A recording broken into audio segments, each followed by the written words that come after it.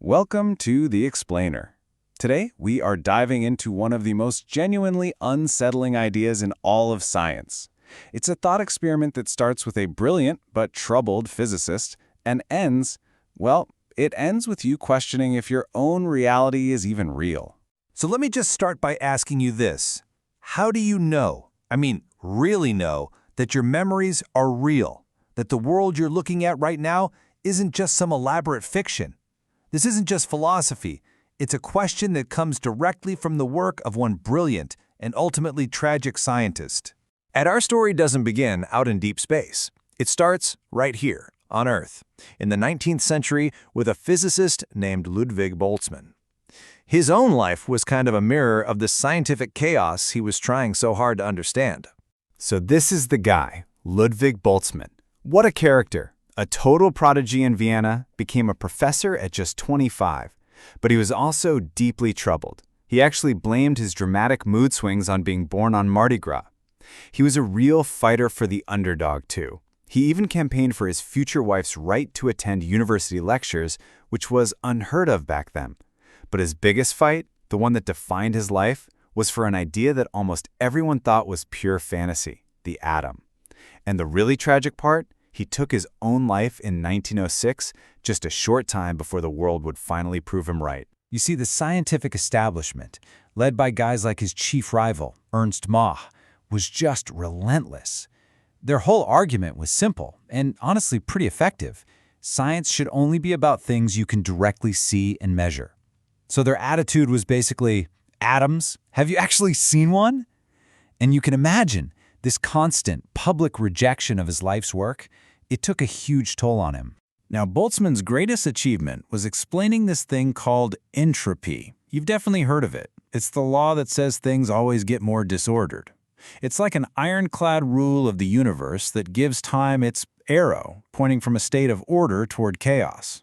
Here's a simple way to think about it.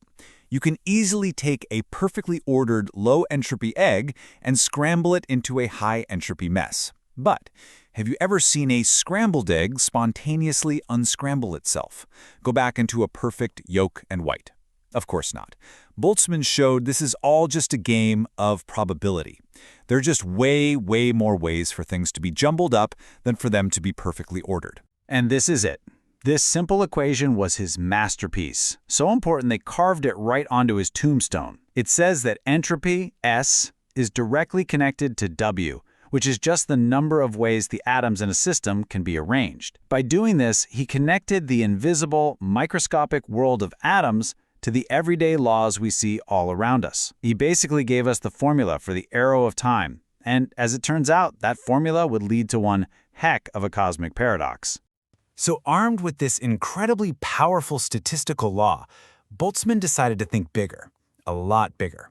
He shifted his focus from something as small as an atom to the entire cosmos, and in doing so, he took on one of its deepest mysteries. So think about it. If entropy means the universe is always getting more and more disordered, what happens if you run the movie backward? It means the universe must have started in an unbelievably, improbably ordered state. We call it the Big Bang. But the question is, why? Why would it start in such a special, tidy condition? This idea of a special beginning really bothered Boltzmann, so he proposed something pretty wild. Maybe, he thought, our universe isn't the whole story. He pictured a much larger, eternal sea of maximum chaos, a state known as heat death. And he figured if you have an infinite amount of time, then just by pure random chance, a small, temporary bubble of order could just fluctuate into existence. In this view, our entire universe is nothing more than a lucky accident. It's a really elegant idea. But this is exactly where the elegance stops and the nightmare fuel begins.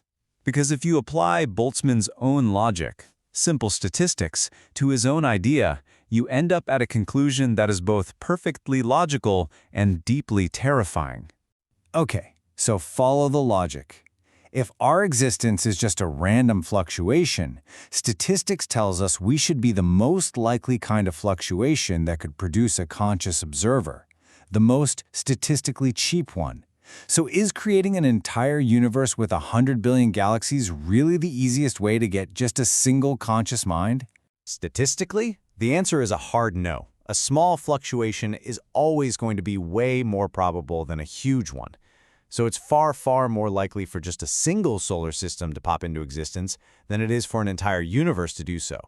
And you can take that even further. It's even more probable for a fluctuation to create just a single planet with an observer on it.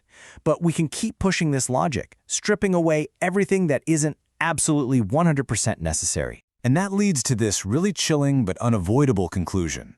The absolute minimum thing you need for a conscious thought, the most statistically efficient way to get an observer, isn't a universe or a galaxy or even a body.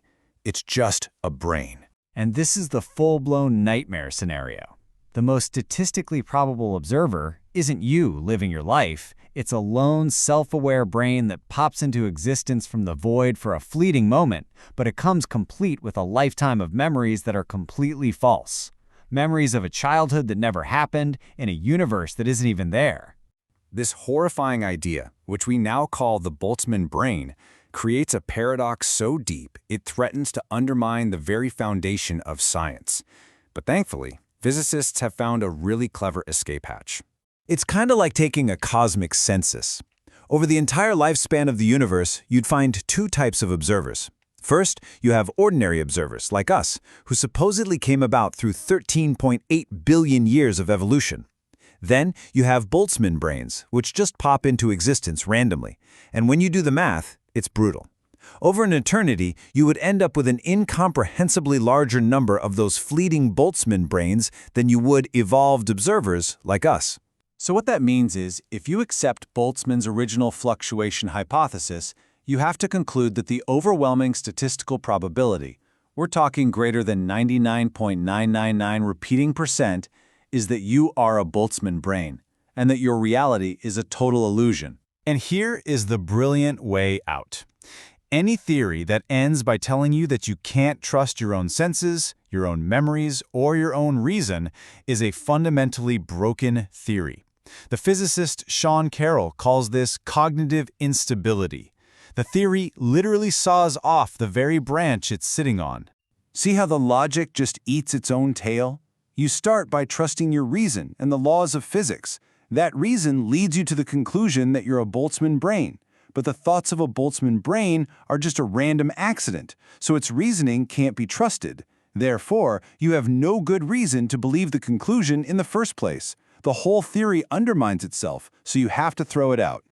So what this shows us is that the paradox isn't really a theory about what we are. Instead, it's an incredibly powerful test for what we're not. It's become this critical flaw detector in cosmology. Any new theory of the universe has to pass the Boltzmann brain test. If a theory predicts a cosmos full of these things, it's considered unstable and gets thrown out.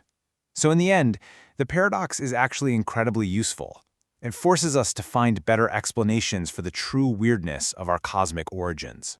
So we manage to escape the nightmare, but we land right back in the middle of that original mystery. Why did our universe begin in such a special, ordered state? The Boltzmann Brain Paradox teaches us that our own consciousness, the very fact that we can trust our senses, is itself a vital piece of data about the cosmos. It's a powerful reminder that our most logical theories can completely break down when you push them to their limits, which leaves us all wondering, what fundamental truth about reality are we still missing?